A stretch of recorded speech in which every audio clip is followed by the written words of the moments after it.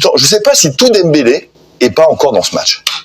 Comment on peut avoir un niveau et une capacité d'élimination telle, un coup de hanche, un coup de rein dans les 10 premiers mètres que personne au monde n'a quasiment, et pouvoir en 2 matchs, et il a joué 2 matchs et 80 minutes, plein, avoir une situation définitive et statistique, c'est le penalty provoqué. Ce n'est plus possible à ce niveau-là. Sauf qu'à droite... Penalty qui doit plus à l'analyse du défenseur qu'à son talent. Même donc si ça veut dire qu'à un moment donné, quand tu peux dire, mais là j'ai fait toutes les actions une par une, j'ai revu le match après. Mais Jérôme, je reprends pour vous redonner la main, j'ai fait exactement la même méthodologie. Voilà.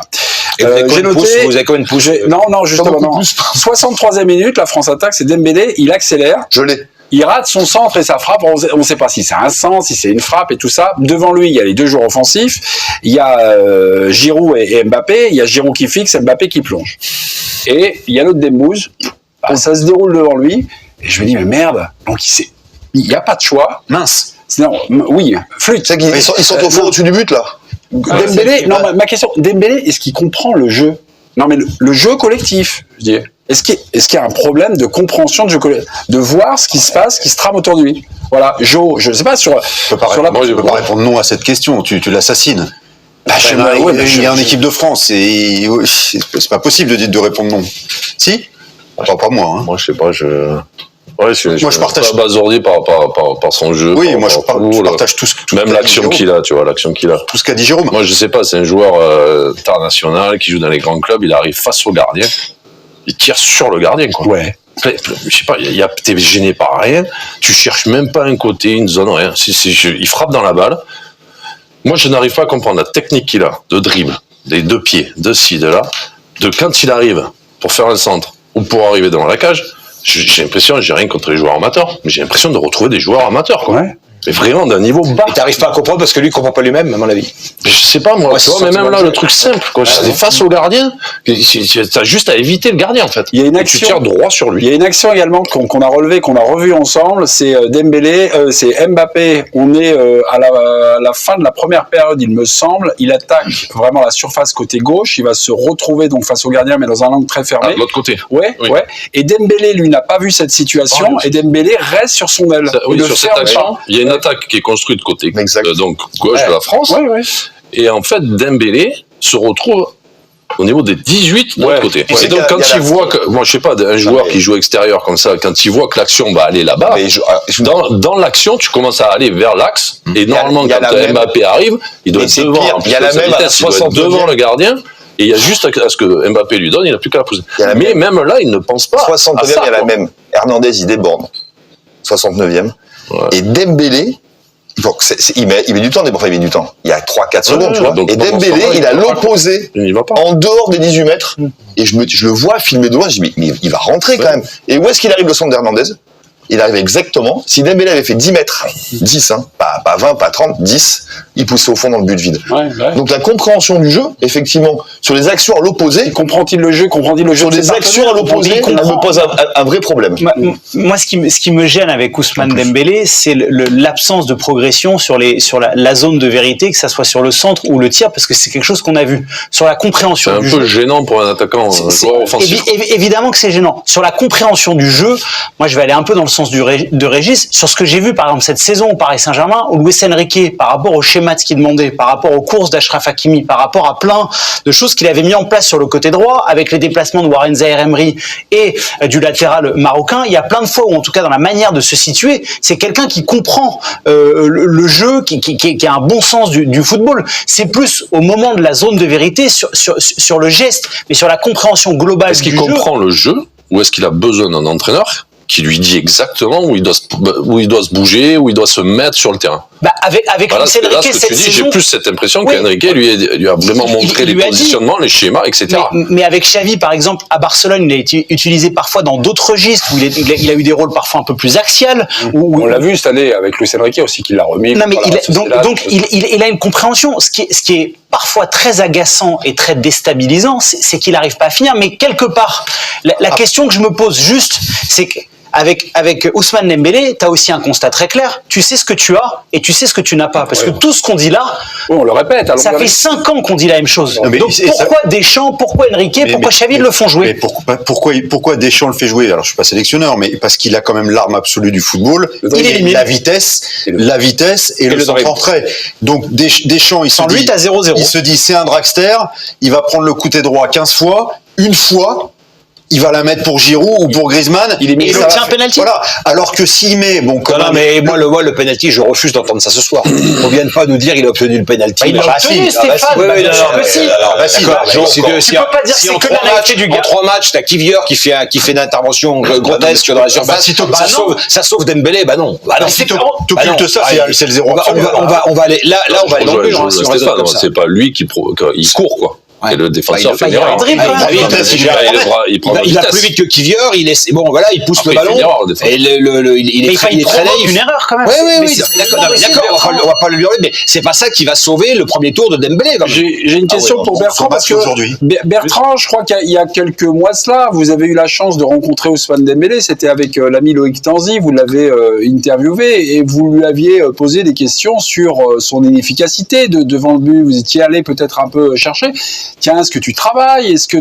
Qu'est-ce qui vous avait répondu, Ousmane, devant le but? Parce que je reviens sur l'expression de John, j'ai l'impression parfois devant le but, dans la zone de finition, de voir un joueur amateur. On parle quand même d'Ousmane Dembélé. Qu'est-ce qui vous a répondu, mon cher Bertrand? Il nous avait répondu avec Loïc que c'était un domaine de son jeu qu'il travaillait, évidemment, qu'il avait la volonté de faire plus. Faut surtout pas penser qu'il se satisfait de ses statistiques, notamment de son nombre de buts marqués, parce qu'au niveau des passes décisives, ça a plutôt toujours fonctionné pour lui. Je crois que la dernière année, il était meilleur passeur, ou celle d'avant de Liga, mais son efficacité, c'est un de ses talons d'Achille de son jeu, et il travaille, mais manifestement, ça ne porte pas suffisamment ses fruits. En Ligue des Champions, il avait retrouvé un petit peu d'efficacité pendant les matchs à élimination directe, mais sur la durée de la saison, même au Paris Saint-Germain, c'était insuffisant dans ce domaine. Il privilégie souvent la force au choix des zones, en tout cas les impressions qu'on a, et c'est un problème qu'il a beaucoup de mal à corriger. Et, au-delà de tout ce que vous avez dit, son premier tour, oui, il n'est pas suffisant pour un joueur de sa dimension, et je pense que apprécier le joueur qu'il est, c'est aussi savoir être exigeant avec lui. On peut pas se satisfaire d'un bout de penalty provoqué ou non, de quelques corners pas trop mal tirés. C'est pas suffisant pour un joueur de sa gamme.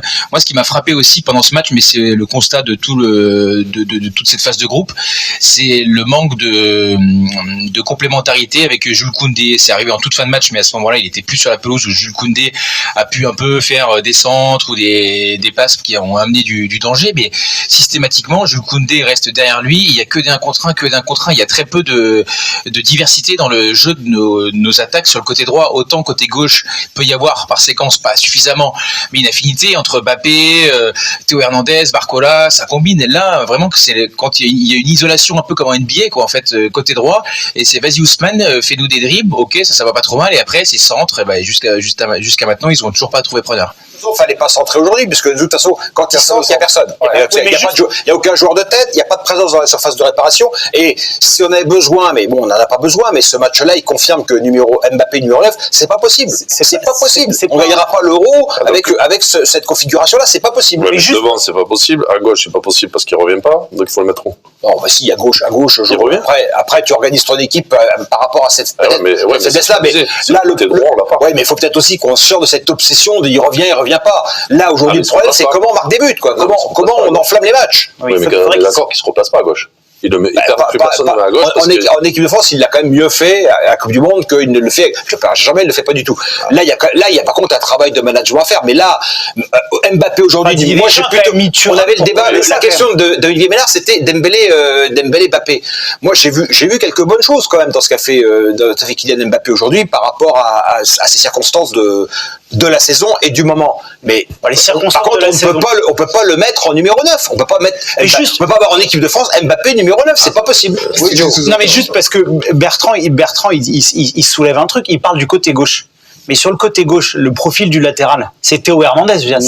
Même si je trouve que Jules Koundé, pour le coup, depuis le début de l'Euro, et honnêtement, je l'ai enterré et à tort, je trouve qu'il fait un super début d'Euro. On arrête de dire du bien des Bleus. Maintenant, côté gauche. Il défend bien. mais c'est pas un latéral droit. Moi, je serais curieux, ça n'arrivera pas, mais moi, je serais curieux de voir Ousmane Dembélé avec un latéral comme Jonathan Klaus, par exemple, avec quelqu'un qui propose, qui a des courses, parce que effectivement. C'est pas plus précis dans ses centres. Qu'on envoie. Par contre, Klaus, sur les actions, là où je suis d'accord avec toi, je dis, c'est que sur les actions dont parlait Jérôme, quand les centres ils viennent de l'opposé, Klaus il sera là, parce que lui c'est dans sa compréhension du jeu. Oui, mais qui finit? Mais qui, Klaus centre. C'est Klaus. Qui finit. Oui, non, mais Klaus centre, il y a personne. De toute façon, il n'y a personne. Il faut demander à Monsieur Deschamps, mais juste sur Dembélé, ce qu'on lui demande, c'est de fermer le couloir, puisque Koundé se réaxe, et d'aller disputer des 1 contre 1. C'est concrètement ce qu'on lui demande. Donc, on peut exiger plus de justesse, mais à mon avis, c'est exactement ce qu'on lui demande de faire, et c'est pour ça que Deschamps le remet. Mbappé à présent. Bon, les deux, mon colonel. Alors, Mbappé, lui, il a eu des occasions. Grosse occasion à la 42e minute, Mbappé qui accélère, mais sa pichenette est déviée par l'incroyable, il finira MVP du match, Skorupski. Mbappé infernal à la 45e minute, une de Barcola, mais l'angle est encore trop fermé. Mbappé pour la 5e occasion française, arrêt de Skorupski, gardien de Bologne, qui est encore décisif, et puis la 6e occasion et la dernière, Mbappé qui cadre. Il lui prend Barcola un peu, Comment l'action de la. Il peut lui laisser. Vous trouvez? Ouais, il arrive plus vite que lui. Ouais. Et je sais pas si Barcola il est pas bien sur les appuis aussi, hein. C'est pas flagrant. Parce que Barcola s'efface, après lui il comprend que bon je m'en vais. La Zoro qui. Mais c'est lui qui amène l'action, et je pense que si Kylian n'arrive pas, Barcola, il est pas mal peut-être, il a un petit peu plus d'angle. De toute façon, faut pas croire, c'est utopique de penser qu'on va avoir le Mbappé de 2018, de 2021, de 2022. Il sort de 6 mois très quelconques, il a eu une préparation qui n'était pas bonne, là maintenant il a fracture du nez au premier match, donc il a le dos son pote et il a le genou. Voilà, moi je trouve que ce qu'on voit de lui par rapport à tout ce climat-là, à ce contexte-là, c'est pas si mal. Ouais, aujourd'hui. Vous trouvez que le penalty provoqué sur le match de Dembélé, honnêtement?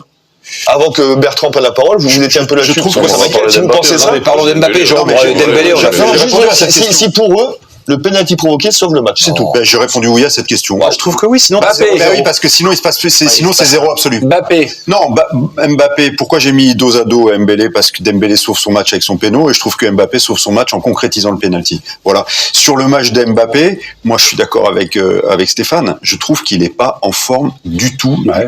Il est en méforme totale. Alors on peut parler des caractéristiques du joueur, qui se replie pas assez, qui est peut-être trop égocentrique ou ce que vous voulez. Là on sera tous plus ou moins d'accord. Dans son registre d'attaquant. Mais je trouve qu'il est en méforme totale. Voilà. Oui, il est pas égocentrique en ce moment. À un moment, il est dans la surface. Je sais pas si vous remémorez l'action. Il a l'ouverture. Il peut ouvrir son pied. Elle va pas assez vite. Il la monte pas assez. Il la met trop à l'horizontale du gardien. Ouais, c'est la fin du match. Il fait des mauvais choix. Enfin, je sais pas. Mais juste par rapport à ça, et là. Non, mais je trouve qu'il a pas. Il est pas dans le même momentum, quoi. Je vais aller dans ton sens, que vu que Mbappé, en gros, depuis 3 ans, on peut plus rien dire sur Kylian Mbappé, parce que soit c'était de la faute. Dis pas ça. C'est un débat permanent. C'était au PSG. Non, mais c'était de la faute des méchants Qataris, Nasser Al-Khelaifi, de Messi, de Neymar. Nasser, il lui a tué sa saison. On peut remercier sa saison. Il n'y a pas de souci. Le pauvre, il est devenu riche. Il n'y a pas de problème. Je veux juste parler du foot. Moi, je veux juste parler du foot depuis 2 ans. Depuis 2 ans, hormis ses stats, si on prend le nombre d'occasions que se procure Kylian Mbappé dans la saison, et le nombre qu'il rate, moi je trouve que sur la finition, sur le côté tueur, sur le côté clinique qu'il était, je trouve qu'il fait de moins en moins de progrès. Et c'est un joueur qui, avant, travaillait ses points faibles de manière exceptionnelle. Il avait récupéré, il faisait tout le temps son enroulé du droit, il avait une frappe du gauche qui partait très fort. C'était un joueur qui faisait constamment des différences. Et je trouve que depuis 2 ans, c'est la résultante de 2 années qui sont contrastées, d'un joueur qui a des qualités exceptionnelles, mais qui ne progresse plus. Mais non, mais tu peux pas mettre 7 € dans la continuité des 2 années, parce que comme l'a dit Stéphane, il a perdu 2 ans à Paris, on est d'accord. Moi, ce que j'ai vu cette saison au PSG, j'ai pas vu un mec faire une différence. Je l'ai pas vu. Arrête, tu parles d'un mec qui a mis 40 pions quand même. Mais je dis pas le contraire, Stéphane. Je dis simplement.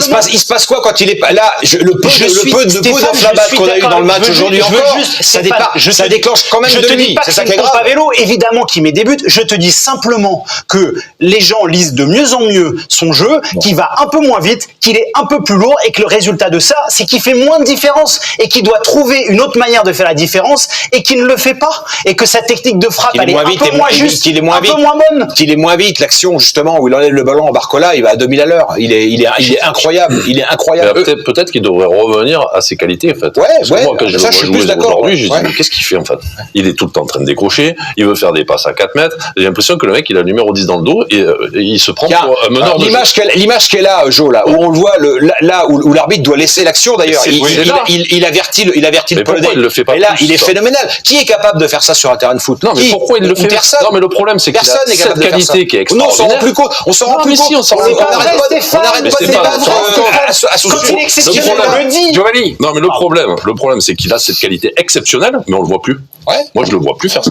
Et moi, je pense que cette équipe-là, les équipes dans lesquelles il joue, en tous les cas, à moins d'être à Manchester City, à Liverpool ou je sais pas où, mais sinon, il faudrait jouer là-dessus, sur ses capacités de transition à lui et aux autres. À chaque fois c'est qu'il ces est pas qualités-là. bon, on est toujours en train de dire qu'il faudrait faire comme ça. Non, mais là, c'est pas le sujet. Chaque fois, j'entends ça. Il a raison. On parle du meilleur joueur du monde. C'est pas le sujet du soir. Moi, je pense que là, c'est un joueur. Non, c'est un demi-joueur qu'on a. C'est un demi-Mbappé. Eh ben alors, il faut qu'il reste sur le banc. Alors, qu'est-ce que c'est un demi-joueur? Non, mais je écoute, Jo, moi, j'ai dit, s'il y avait meilleur, si quand il n'a pas été là, on avait vu. C'est le meilleur match de l'équipe de France, t'as dit, contre les Pays-Bas. Il était pas là. Bon, enfin, là, on me dit qu'il est apte à jouer. Une performance individuelle qui permet de penser qu'Mbappé. Peut-être parce qu'il jouait à 11 et qu'il travaillait à 11, peut-être c'était mieux aussi.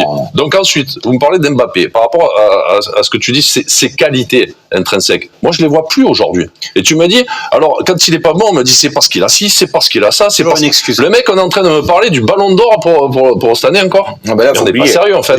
Là, le mec, il a 25 ans. Mais non, mais on parle de soi-disant les meilleurs joueurs du monde.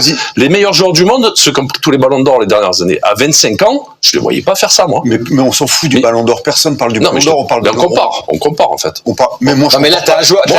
Je compare pas Mbappé à Messi. Mais lui, il doit te faire gagner tous les matchs, comme il faisait les deux autres. Non, mais tu dis, on lui trouve toujours des excuses. Chaque fois qu'il est pas bon, c'est parce qu'il y a une truc. Mais est-ce que tu serais d'accord pour dire que le fait qu'il joue en ce moment dans un poste hybride et qu'il n'est pas fixé sur le couloir gauche... C'est lui qui veut jouer là. Il fait ce qu'il veut. Mais il a pas. Tu crois que c'est Deschamps qui lui dit tu joues là et je veux pas savoir. Il fait ce qu'il veut, le mec. Mais qu'on continue à dire que c'est pas lui, c'est parce que le pauvre on le fait jouer là, pas là. Il n'a pas à faire ce qu'il veut. Il fait ce qu'il veut en fait. Vous avez pas compris? Je crois pas une seconde. Attendez, tu crois que c'est Deschamps? Je crois pas qu'une seconde. Qu'en équipe de France, c'est Deschamps qui a dit tu vas te mettre neuf. C'est Mbappé qui a dit moi je veux jouer neuf et tu mets Barcola. Ah bon, tu crois? Ah bah non, je crois pas. Tu sais que pour qu'il sorte avec son nez cassé, il a fallu que Deschamps lui dise c'est bon, non, tu sors. Parce qu'il lui a pas dit, il lui a même amené le maillot pour qu'il se change et pour qu'il reste sur le terrain. C'est lui qui doit. C'est pas Deschamps qui dit tu sors. Je sais, tu l'avais. Non mais c'est pas Deschamps qui dit tu sors, c'est lui qui dit. C'est une question à vous poser. Je te pose une dernière question. Tu seras peut-être pas d'accord. Est-ce que tu penses pas que s'il joue ailier gauche une bonne fois pour toutes, sans qu'on lui demande son avis, et qu'on lui dit joue là, on retrouvera le vrai Mbappé. Alors physiquement, il non, mais moi je pense qu'on ne retrouvera pas sur le pas ça. Stéphane, les questions vous étiez pas. Je sais pas parce que quand il jouait à gauche au PSG, on disait que c'est Luis Enrique qui le colle trop là-bas. Il est pas libre. Après, quand il joue dans l'axe, c'est pas son poste. Alors il faut qu'il joue en fait. Moi, quand il joue à gauche, les mecs, ils arrêtent de le mettre à gauche parce que quand ils défendent, ils viennent pas. Tu crois qu'ils les aident les mecs derrière? Même à la dernière Coupe du Monde, ils ont dû faire un changement, je sais plus qui, faire rentrer parce qu'à gauche, ils prenaient l'eau de tous les côtés. Donc moi, je sais pas où il faut qu'ils jouent en fait. Les deux avec Barcola ce soir, qui se marchent sur les pieds. Non mais je me dis, mais ça peut pas toujours être la faute. Mais là, c'est la responsabilité du sélectionneur. Didier Deschamps a mis Marcus Thuram parce qu'il savait, et tout le monde sait que Mbappé, en dépit des méchants Qataris, du méchant Paris Saint-Germain, il n'était pas dans une forme optimale sur l'aspect athlétique. Donc on a mis Marcus Thuram. C'est pas en dépit, c'est à cause. Non mais tout est. C'est pas rien, c'est pas rien. C'est jamais de sa faute.